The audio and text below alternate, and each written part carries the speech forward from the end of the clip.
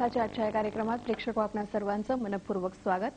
आजचा आपला चर्चेचा विषय आहे तणावमुक्ती आणि एकाग्रता यासाठी ब्रह्मविद्या याचं महत्त्व किती आणि कसं आहे या विषयाचं आपण मार्गदर्शन करून घेणार आहोत।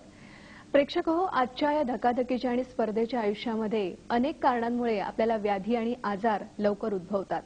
त्यावर विज्ञान आणि शास्त्र पुढे गेलं असल्यामुळे अनेक उपचार पद्धती सुद्धा आहेत, जसं ॲलोपॅथी आहे, आयुर्वेद आहे, होमिओपॅथी आहे, आणखीनही इतर आहेत। पण कितीही बाह्य उपचार केले आणि जर आपल्याला शरीरच त्या उपचार पद्धतींना जर साथ देत नसेल तर त्या उपचारांना काही अर्थच नाही। त्यामुळे शरीर आणि मन याचा कुठेतरी जवळचा संबंध आहे। मनात आणलं तर आपण कुठलीही गोष्ट करू शकतो आणि हे मन स्थिर ठेवणं, त्याला शांतता राखणं, मिळणं हे आजकाल आपल्याला तसं कठीण झालेलं आहे। त्यामुळे ही शांतता मनाला कशी द्यायची ह्या दृष्टीने ब्रह्मविद्या याचा अभ्यास आत्मसात करणं फार गरजेचं आहे आणि दिवसेंदिवस याचं महत्त्व वाढतही चाललेलं आहे। तेव्हा शारीरिक, मानसिक आणि आध्यात्मिक पातळीवर याचं महत्त्व किती आणि कसं याविषयी आज आपण जाणून घेणार आहोत आणि यावर मार्गदर्शन करण्यासाठी आजच्या नमस्कार अल्फाच्या स्टुडिओमध्ये आपण आमंत्रित केलंय जयंत दिवेकर यांना। तेव्हा सगळ्यात पहिल्यांदा आपण त्यांचं स्वागत करूया। सर, आजच्या या कार्यक्रमामध्ये आपलं मनपूर्वक स्वागत। नमस्कार।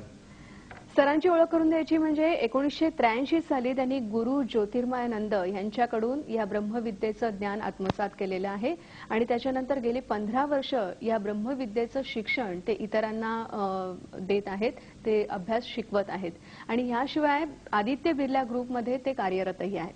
तेव्हा या ब्रह्मविद्येविषयी त्याचं महत्त्व आजच्या कार्यक्रमात आपण त्यांच्याकडून जाणून घेऊया। 1600221010 या क्रमांकावर आपलेही प्रश्न अपेक्षित आहेत। सुरुवात करूया चर्चेला।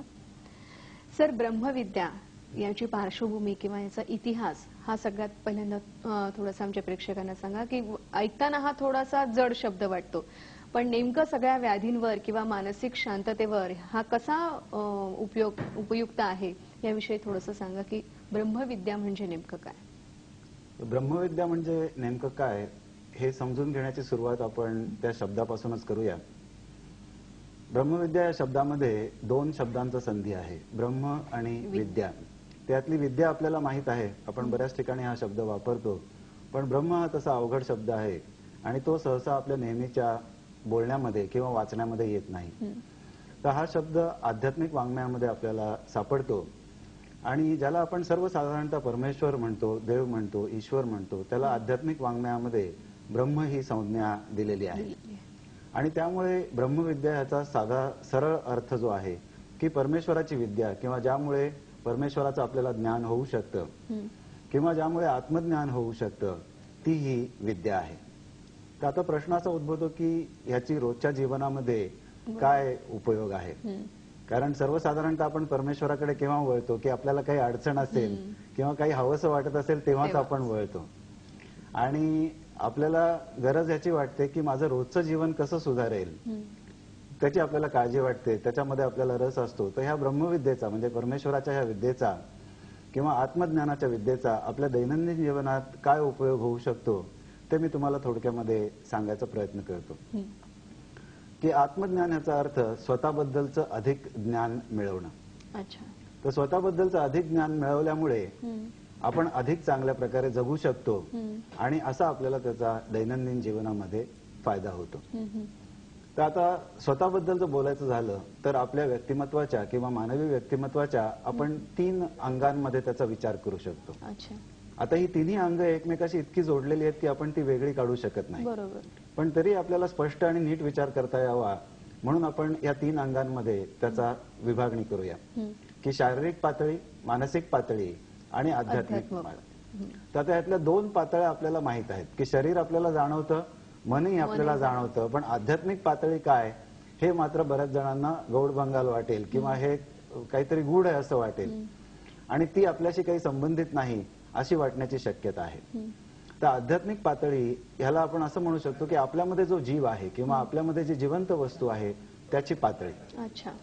की आपल्याकडे एक शरीर आहे की ज्याच्या मार्फत आपण वेगवेगळ्या क्रिया करत असतो, आपल्याकडे मन आहे की ज्याच्या मार्फत आपण वेगवेगळे विचार करत असतो आणि आपल्यामध्ये एक जीव आहे किंवा आपण तो जीव आहोत की जो ह्या शरीरामार्फत आणि मनामार्फत कार्य करत असतो। बरोबर। तर आता ही आध्यात्मिक पातळी कशी आपल्याला अनुभवास येते? तर वेगवेगळ्या भावनांमार्फत अनुभवास येते। बरोबर। तर म्हणून आपण म्हणू शकतो की आध्यात्मिक पातळी ही आपल्या सखोल भावनांची पातळी आहे. तर अशी मानवी व्यक्तिमत्वाची आपण 3 भागांमध्ये जर विभागणी केली तर जसजसं आपण स्वतःबद्दल अधिक ज्ञान मिळवतो की ब्रह्मविद्येच्या अभ्यासक्रमांमधून आपण स्वतःबद्दलचे काही नियम शिकत जातो, जीवनाबद्दलचे नियम शिकत जातो आणि त्यामुळे आपलं शरीर कसं काम करतं, आपलं मन कसं काम करतं, आपल्या भावना कशा काम करतात ह्याच्याबद्दल आपण अधिक चांगल्या प्रकारे शिकत जातो आणि आपण असं म्हणू शकतो की शारीरिक आणि मानसिक कार्यक्षमता आपल्याला प्राप्त होते.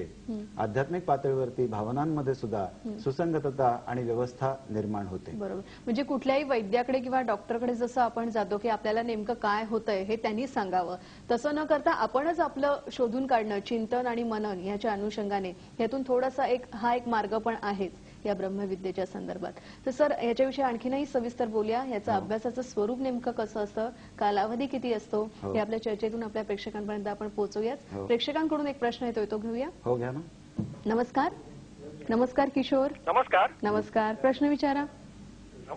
आपल्या मार्गदर्शनामुळे आरोग्याच्या दृष्टीने फायदा होतो, पण ज्याला ब्रह्मविद्या म्हणतात त्यामुळे ब्रह्मज्ञान होते काय व अध्यात्माच्या दृष्टिकोनातून जे ब्रह्म म्हणून सांगितलेले आहे किंवा आत्मा म्हणून सांगितलेले आहे, तर ह्या दृष्टीने माणूस आत्मज्ञानी होतो काय, ब्रह्मज्ञानी होतो काय, आत्मयोग होतो काय, ब्रह्मयोग होतो काय. भगवद्गीतेमध्ये प्रत्येक अध्यायाच्या शेवटी आलेला आहे ब्रह्मविद्या म्हणून. तर ह्या दृष्टिकोनातून काही मार्गदर्शन करावे आणि आपल्याशी बोलायला संधी मिळाली त्याबद्दल मी आभारी आहे आणि आपल्याबद्दल मला अत्यंत आदर आहे. Thank you so much. थोडासा यांचा प्रश्न आध्यात्मिक दृष्टीने थोडासा झुकणार आहे, त्याचं उत्तर देऊया आपण. याचं उत्तर मी ठामपणे असं देऊ शकतो की मनुष्य ब्रह्मज्ञानाची वाटचाल यामुळे करायला लागतो. जसं तुम्ही आधी विचारलं की याचे काय अभ्यासक्रम आहेत, तर मला वाटतं की ते आता सांगितलं तर जास्त उचित होईल. लोकांना ते कळू शकेल की आमचे 3 पातळींचे अभ्यासक्रम आहेत की ज्याला एक आम्ही प्राथमिक अभ्यासक्रम म्हणतो, तो 6 महिन्यांचा आहे. त्याच्यानंतर प्रगत अभ्यासक्रम आहे, तो 2 वर्षांचा आहे आणि त्याच्यानंतर शिक्षकांसाठी एक अभ्यासक्रम आहे, तो आणखी 2 वर्षांचा आहे. तर शारीरिक आणि मानसिक आरोग्य जे सर्वांना हवंसं वाटतं ते ह्या प्राथमिक अभ्यासक्रमाच्या सरावामार्फत प्राप्त होऊ शकतं आणि प्राथमिक अभ्यासक्रमामध्ये शारीरिक आणि मानसिक आरोग्यावरती भर दिलेला आहे आणि एक प्रकारची आध्यात्मिक बैठक त्याच्यामध्ये तयार केली जाते.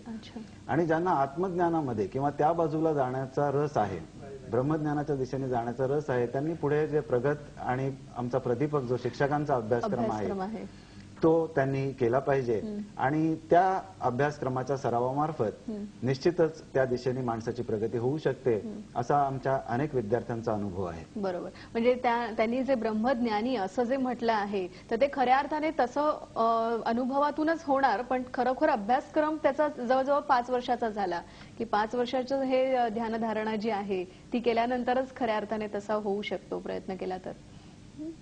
आपण रोजच्या रोज साधना केली पाहिजे हे अत्यंत आवश्यक आहे. म्हणजे शारीरिक आणि मानसिक आरोग्यासाठी तर केलीच पाहिजे आणि आत्मज्ञानाच्या दिशेने पुढे जाण्यासाठी तर अत्यंत आवश्यक आहे. साधनेशिवाय काही होऊ शकत नाही आणि मी असं म्हणत नाहीये की 5 वर्षामध्ये तुम्ही ब्रह्मज्ञानी व्हाल म्हणून. 5 वर्षामध्ये तुम्हाला निश्चित असा अनुभव येऊ शकतो की तुम्ही त्या ज्ञानाच्या दिशेने पुढे पुढे चाललेला आहात आणि तुमच्यामध्ये एक प्रकारचा असा आत्मविश्वास निर्माण होतो की ह्या पद्धतीने मी अधिक प्रयत्न केल्यावरती निश्चितच याचं जे ब्रह्मज्ञान हे ध्येय आहे त्या दिशेने मी पुढे जाऊ शकतो. बरं. आता हे प्रत्येक वर्षाचा जो अभ्यासक्रम आहे त्याचं थोडंसं स्वरूप किंवा कशा पद्धतीने ते शिकवलं जातं याबद्दल थोडंसं स्पष्टीकरण तुम्ही द्या सर. त्याआधी आपल्याला एक प्रश्न येतो तो घेऊया. नमस्कार. नमस्कार माधवी. हा नमस्कार. प्रश्न विचारा. दोघांनाही नमस्कार. नमस्कार. मला असं विचारायचं आहे की ब्रह्मविद्या म्हणजे काय, आणखीन त्यामुळे शारीरिक व्याधी कुठल्या बऱ्या होतात आणि ब्रह्मविद्या शिकण्याचा कालावधी किती किंवा तो किती मर्यादेपर्यंत करायचा असतो, एवढं मला विचारायचं आहे. धन्यवाद. बरं माधवीताईंना आपल्याला हे सांगावं वाटेल की ब्रह्मविद्या म्हणजे नेमकं काय याचं स्पष्टीकरण अगदी सुरुवातीला सरांनी दिलेलं आहे. तरी तुम्हाला जर ऐकायचं असेल तर आज रात्रीचा आपला कार्यक्रम पुन्हा प्रसारण जे असतं ते तुम्ही नक्की पहा, म्हणजे त्याविषयी तुम्हाला अगदी सविस्तर माहिती मिळेल. पण शारीरिक व्याधींसाठी याचा उपाय कशा पद्धतीने होतो याविषयी सर आता थोडंसं सांगा. शारीरिक व्याधींच्या बद्दल बोलायचं झालं, आप केड़े शहर तो मशहूर है कौर पटियाला.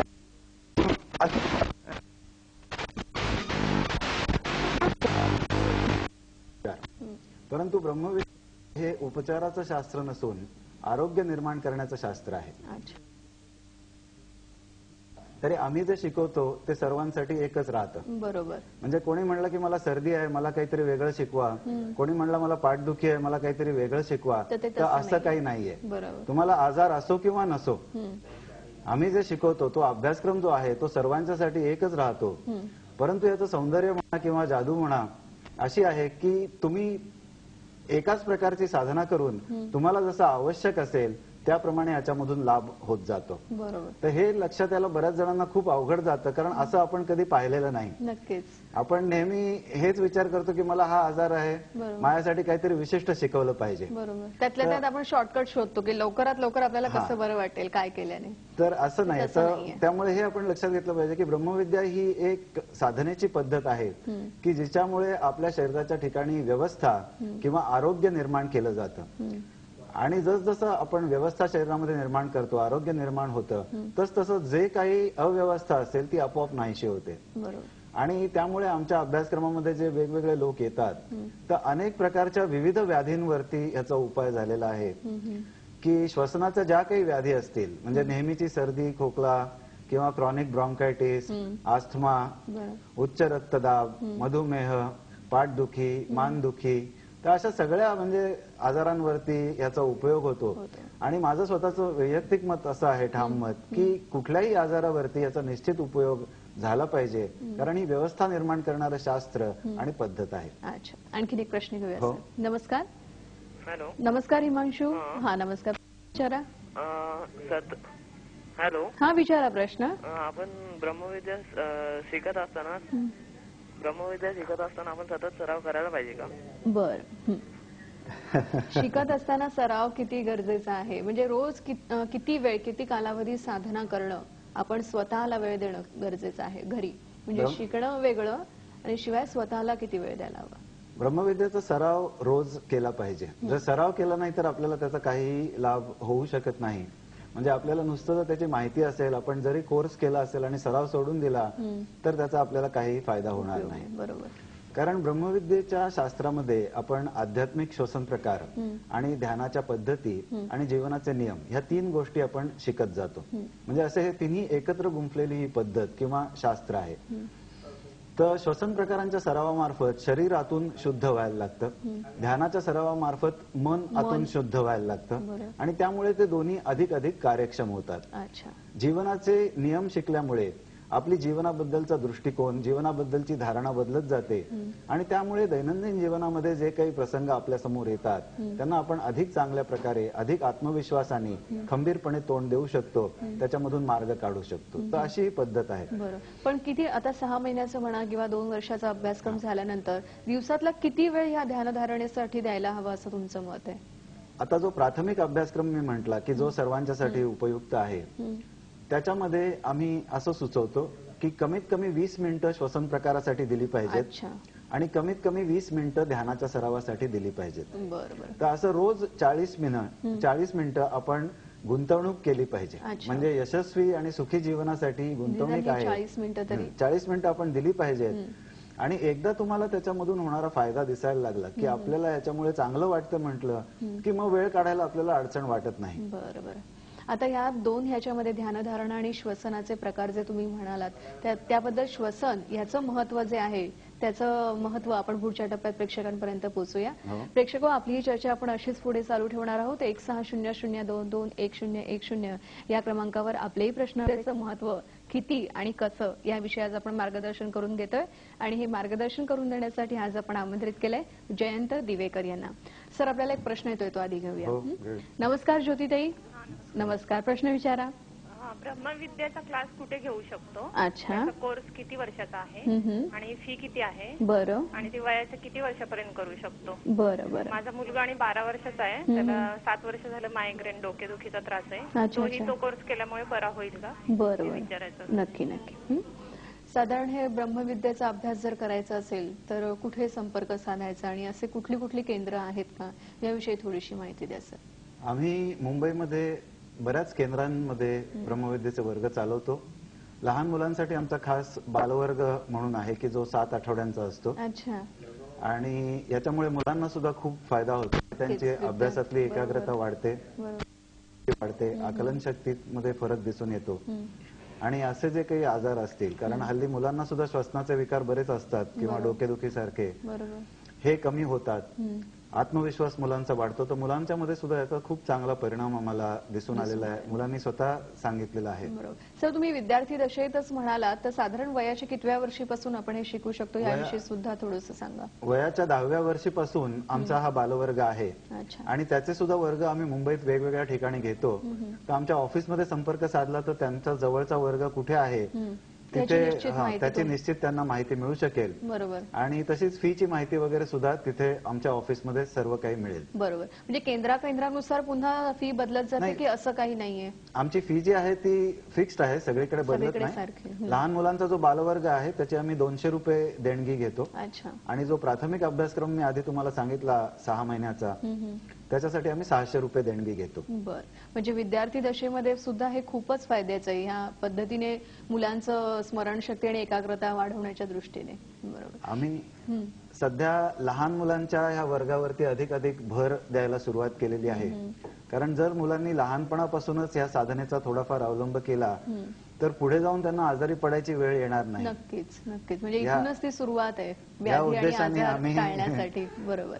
आणखीन एक प्रश्न घेऊया सर. नमस्कार. हॅलो. नमस्कार. हा नमस्कार. हॅलो, मी ठाण्याहून सुनील कीर बोलतोय. बरं, प्रश्न विचारायचा होता. हॅलो. हा, विचारा प्रश्न. ब्रह्मविद्या शिकताना मांसाहार केला तर चालतो का? अच्छा. आणि दुसरा प्रश्न आहे की ठाण्यामध्ये याचे वर्ग कुठे भरतात? बर. थँक्यू. मांसाहार केला तर चालतो का? मांसाहार केला तर चालतो, त्याच्यामध्ये काही अडचण नाही. आणि ठाण्यामध्ये आमचे बऱ्याच ठिकाणी वर्ग आहेत. ठाण्यामध्ये जवळजवळ 8 ठिकाणी वर्ग चालतात आमचे. तर तुम्ही आमच्या ऑफिसशी संपर्क साधल्यावरती तुमच्या जवळचा वर्ग कुठला आहे त्याची माहिती तुम्हाला तिथे मिळू शकेल. बरोबर. आणि सरांचा आपण अधिक माहितीसाठीचा संपर्क क्रमांक आपण देतोच आहोत. कार्यक्रम संपल्यानंतर किंवा तुम्ही जी काही वेळ दिलेली असेल त्या वेळेस संपर्क साधून तुम्ही अधिक माहिती सहज त्यांना देऊ शकता. आता स्त्रियांच्या बाबतीत जर विचार केला तर स्त्रियांना तसं वेगवेगळ्या पातळीवरून शारीरिक आणि मानसिक तणावाखालून जावं लागतं. म्हणजे करिअर करणारी असो किंवा घरात राहणारी असो किंवा दोन्ही पद्धतीने सांभाळणारी असो, तेव्हा स्त्रियांच्या दृष्टीने सुद्धा ह्याचं महत्व कसं आहे हे आपण थोडंसं सांगूया. त्याआधी आपल्याला एक प्रश्न येतोय, तो घेऊया सर. नमस्कार. नमस्कार भाग्यश्री. हॅलो. हा नमस्कार. प्रश्न विचारा. मॅडम, मी भाग्यश्री बोरवलीवरनं बोलते. मला असं विचारायचं होतं की योगविद्या, रेखी आणि ब्रह्मविद्या ह्याच्यात काही फरक आहे का? आणि जर फरक असेल तर तो काय, एवढं सांगू शकता का? हो हो. Thank you madam. तर आपण आधी तुम्ही जो स्त्रियांच्या बद्दल. नाही सर, आपण यांचं आधी उत्तर देऊया.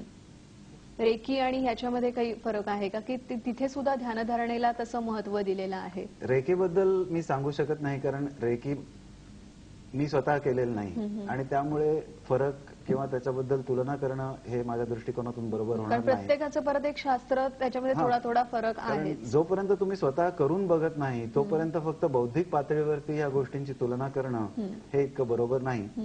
पण ज्याला सर्वसाधारणतः योग म्हटलं जातं त्याच्यापेक्षा ब्रह्मविद्येत काय वेगळं आहे हे मी सांगू शकतो. की ज्याला सर्वसाधारणतः आपण योग म्हणतो त्याच्यामध्ये वेगवेगळी आसनं, हा त्याचा अर्थ सर्वसाधारण लोकांच्या मनामध्ये असतो. आणि जसे इतर व्यायामाच्या पद्धती आहेत त्याप्रमाणे ही एक भारतीय व्यायामाची पद्धत आहे की ज्याच्यामध्ये आपण काही आसनं किंवा काही विशिष्ट मुद्रा वगैरे करत जातो की ज्याचा शरीराला फायदा होतो.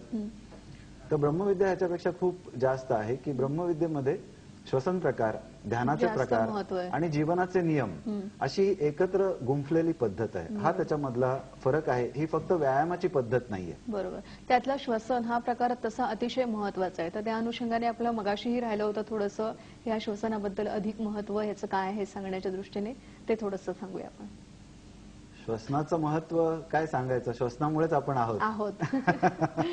तरी सुद्धा किती व्याधींवर, कुठल्या कुठल्या व्याधींवर ह्याच्यामुळे आपण दूर करू शकतो, त्याच्यावर मात करू शकतो, तर ह्या अनुषंगाने थोडंसं सांगा सर. श्वास हा अत्यंत महत्वाचा आहे, कारण श्वासामार्फत आपलं शरीर आतून शुद्ध होत असतं. की प्रत्येक वेळेला श्वासाबरोबर आपण प्राणवायू किंवा ऑक्सिजन शरीरामध्ये घेत असतो आणि हा ऑक्सिजन आपल्या शरीरातले दूषित पदार्थ कर्बवायूच्या रूपाने किंवा कार्बन डायऑक्साईडच्या रूपाने बाहेर टाकत असतो. आणि जर आपलं श्वसन अपुरं असेल किंवा जर आपलं श्वसन योग्य नसेल तर आपलं शरीर आतून योग्य प्रकारे शुद्ध होत नाही आणि हे दूषित पदार्थ आपल्या शरीरात तसेच राहिल्यामुळे शरीरातली व्यवस्था जी आहे ती हळूहळू खालावत जाते. आणि त्या दृष्टीने आपण ब्रह्मविद्येच्या ह्याने तुम्ही श्वसनाचे जे प्रकार सांगितलेत तर ते कशासाठी आहेत, ते काय पद्धतीने तुम्ही करता? ब्रह्मविद्येचे जे श्वसन प्रकार आहेत त्याच्या मार्फत हळूहळू आपल्या फुफ्फुसांची क्षमता वाढायला लागते.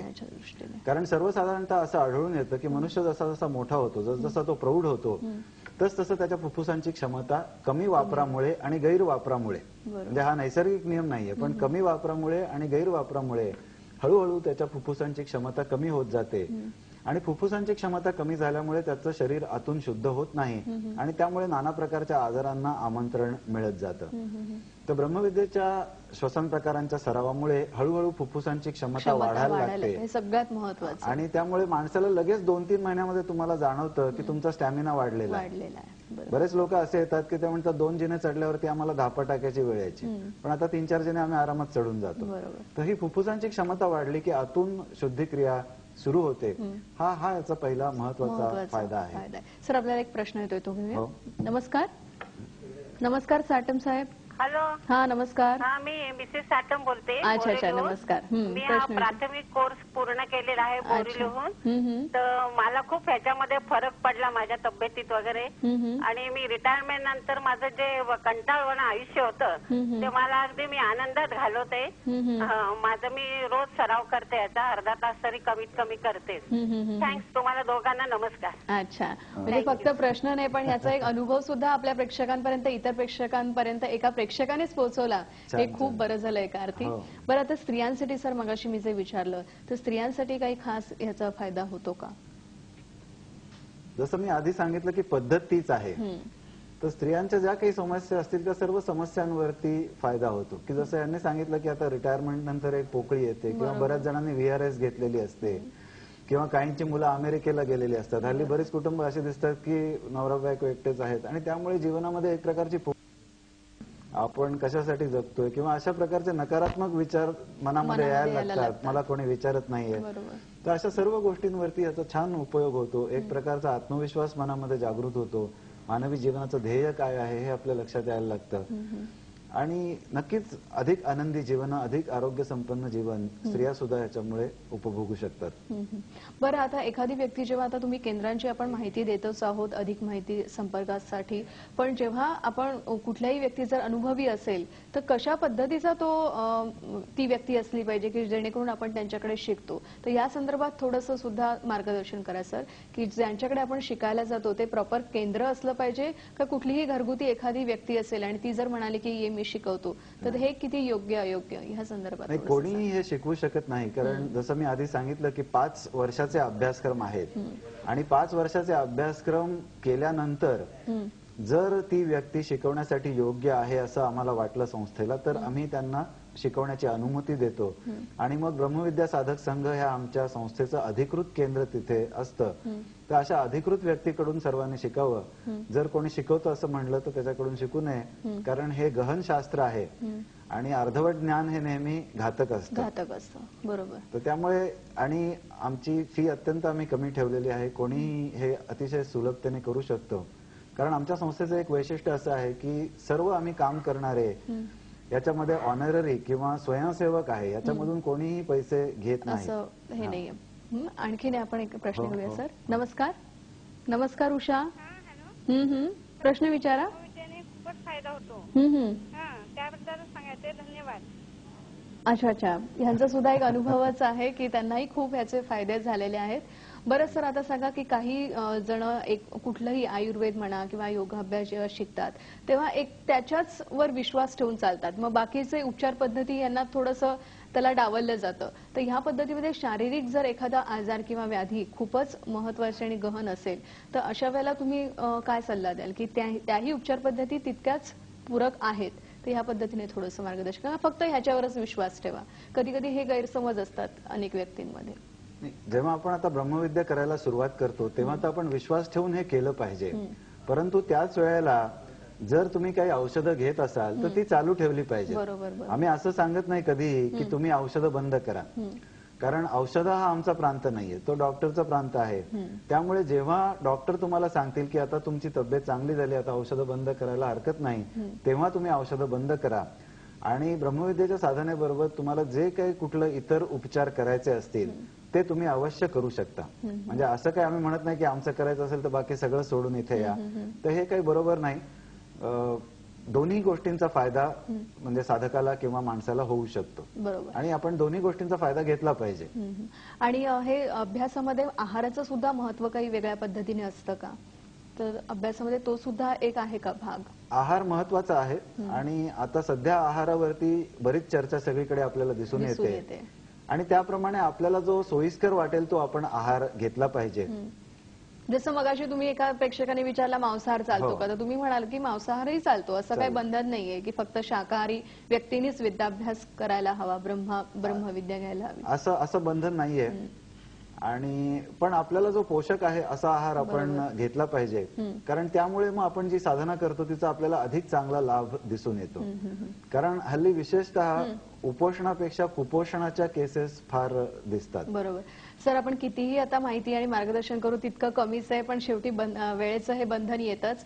फक्त ब्रह्म या शब्दावरून एक अध्यात्म ह्या विषयाकडे जाणारा विषय, पण त्याची शारीरिक आणि मानसिक महत्व सुद्धा आज तुम्ही प्रेक्षकांपर्यंत पोहोचवलेलं आहे. सर, तुम्ही इथे आलात आणि आम्हाला जे मार्गदर्शन केलं त्या सगळ्या प्रेक्षकांच्या वतीने, नमस्कार अल्फाच्या परिवाराच्या वतीने आपले मनःपूर्वक धन्यवाद. आहाराचं महत्व सरांनी मगाशी सांगितलेलं आहेच की कुठलाही आहार असू दे, त्या आहाराच्या दृष्टीने उद्याचा आपला चर्चेचा विषय आहे. कारण आजकाल तरुण पिढी असू दे किंवा कुठलीही जाडेपणा असू दे अगर नसू दे, पण एक डाएट करणं ही जी काय फॅशन आजकाल आलेली आहे त्या डाएट विषयीच उद्या आपण मार्गदर्शन करून घेणार आहोत. ते म्हणजे तरुण पिढी आणि डाएटची क्रेज. आणि यावर मार्गदर्शन करून देण्यासाठी उद्या आपण आमंत्रित करतोय पूनम देसाई यांना. तेव्हा 1600221010 या क्रमांकावर उद्याही चर्चेत सहभागी व्हा. तुमचे प्रश्न अपेक्षित आहेत. आज इथेच निरोप घेऊया. नमस्कार.